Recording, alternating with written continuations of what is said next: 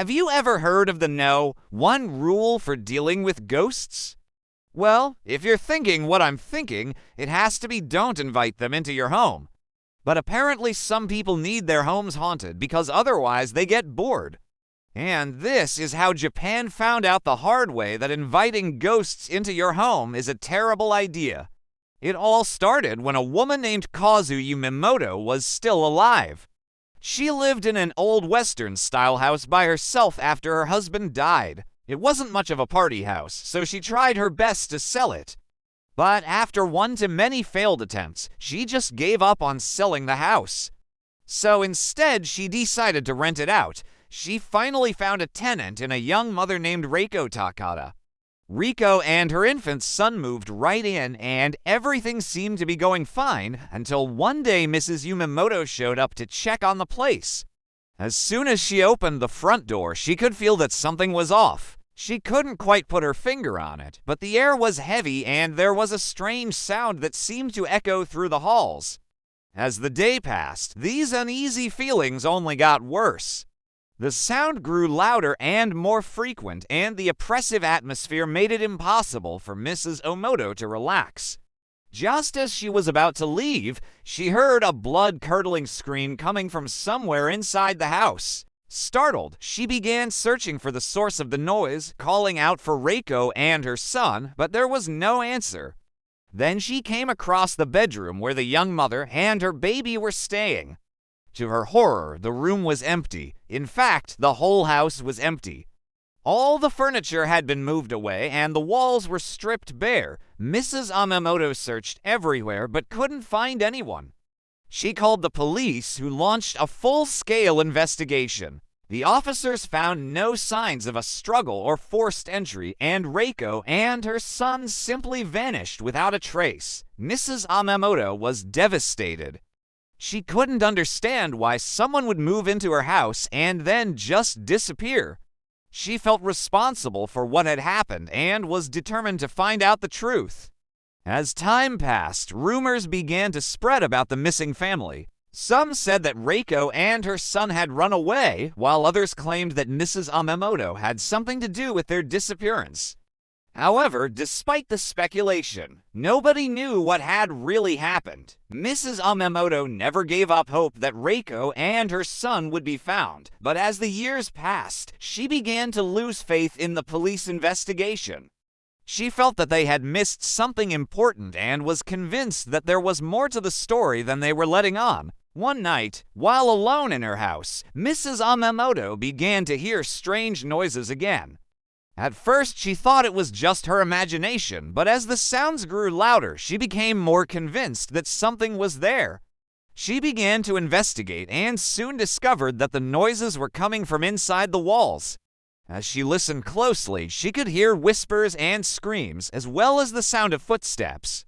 She was horrified to realize that she was not alone in the house. She called the police again, but they found nothing. Mrs. Yumimoto was desperate. She didn't know what to do and feared that she would never find out the truth behind Reiko and her son's disappearance. Just when she felt like all hope was lost, she met a mysterious old man who claimed to be a ghost expert. He told her that the house was haunted by a vengeful spirit known as Kuchisake-onna, which means woman with a slit mouth. Legend has it that Kuchisake-onna was a woman who had been horribly disfigured in an accident and was now seeking revenge on those who had wronged her. The old man explained that Reiko and her son had unwittingly disturbed the spirit and had paid the ultimate price. Mrs. Yumimoto was skeptical, but desperate for answers. She agreed to let him help her. The old man performed a ritual to contact the ghost, and soon she was face to face with Kuchisake-onna. The ghost was horrifying to behold, with a gaping wound that stretched from ear to ear. Mrs. Yumimoto was terrified, but she managed to calm the spirit down enough to ask questions.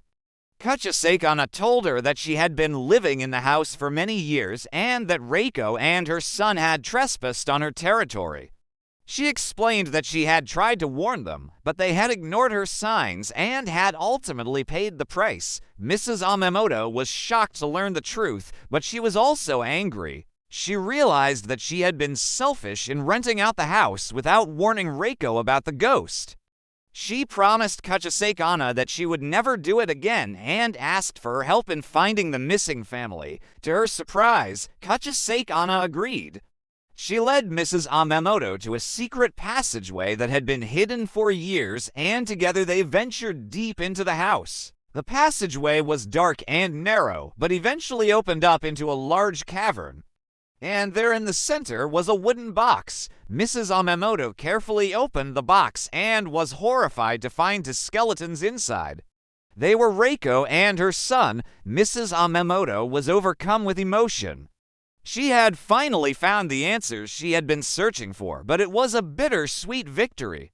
She had learned the hard way that some doors are better left unopened and some secrets are better left buried. In Japanese folklore, Kuchisake-onna is a vengeful spirit who seeks out her next victim.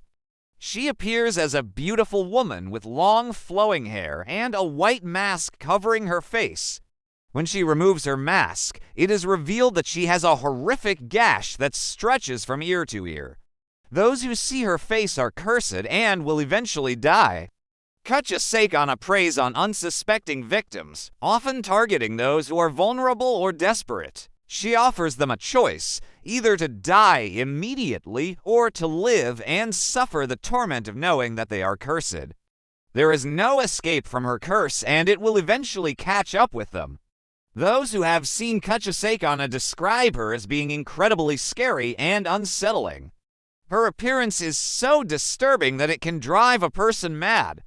Even the thought of her presence is enough to send shivers down the spine. When confronted, Kuchisake-onna often disappears into thin air, leaving her victims to wander around in circles trying to find her. She likes to play games with her victims, taunting them before striking when they least expect it. She is relentless and will not stop until her victim is dead. So, what can you do to protect yourself against this vengeful spirit? First, never invite a ghost into your home.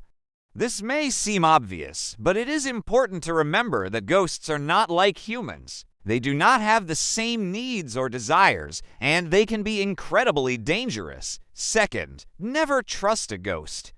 If you do encounter a ghost, no matter how friendly it may seem, always remember that it is ultimately an evil spirit that is out to destroy you.